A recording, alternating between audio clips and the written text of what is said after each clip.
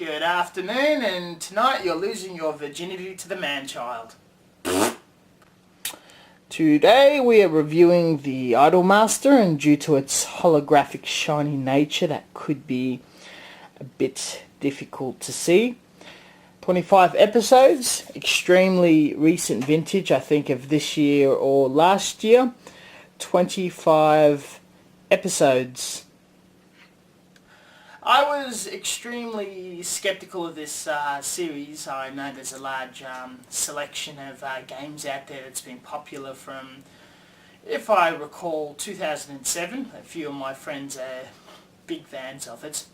And I feared this would have turned out to be some sort of harem ass-grabbing show, and some of the characters being as young as like 13, that scared the living fuck out of me. But being as the adventurous motherfucker I am, I checked it out, of course, and surprisingly it is excellent. Now, I'm not 100% sure if I like this anime, and the reason behind that is I work professionally in the entertainment industry.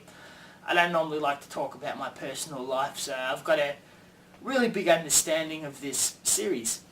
And I have to say, just as a start off, the detail, the information, the events this team of girls go through is realistic as hell.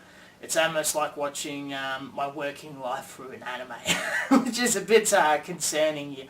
I'm seeing equipment in some theatres and whatnot in the background while the girls are performing or whatever, or like a lighting console, and they have the correct amount of cables and the correct colouring coming out, and you can sometimes see a rack of dimmers or amps behind the producer, and you know, they're portraying the right amount of LEDs and whatnot. The speakers are strategically placed. You can see lighting rigs in the back that's all, you know, up to code, and that fascinates me, that this is a very accurate portrayal of the entertainment industry, of young idols and girls and pop stars. You know, it doesn't matter if it's from the West or the East, but put that aside, which I think it's a really good insight. You've got the story of these, I think, 13 young girls that join an agency of varying ages and skills, and they come across a very new producer who helps them break into the industry individually to get work to fund the agency. Now, the unique thing about this group is occasionally they'll perform and work together as a large collective, which is quite hard to manage and choreographer and write productions for, but they manage to pull it off and build a very big fan base out of. And over time they get competitors.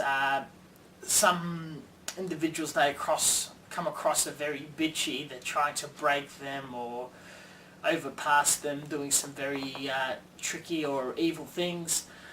That is the fact of the industry. I see that as very realistic. What the producer, the main protagonist, he actually come across as a very unfortunate circumstance near the end of the series, which is a big drama turning point. How he sustains a massive injury is extremely realistic. It scares me. I've known people that's gone through that. And the story just comes together very well. There's some very powerful, very emotional elements. Very surprisingly to me, it's a very well told story with some very well designed characters, which to my understanding are pre-designed from these stories and video games.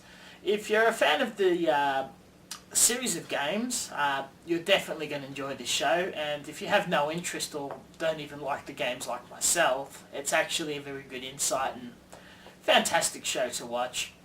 Highly recommended. I'll leave it at that. Peace the fuck out.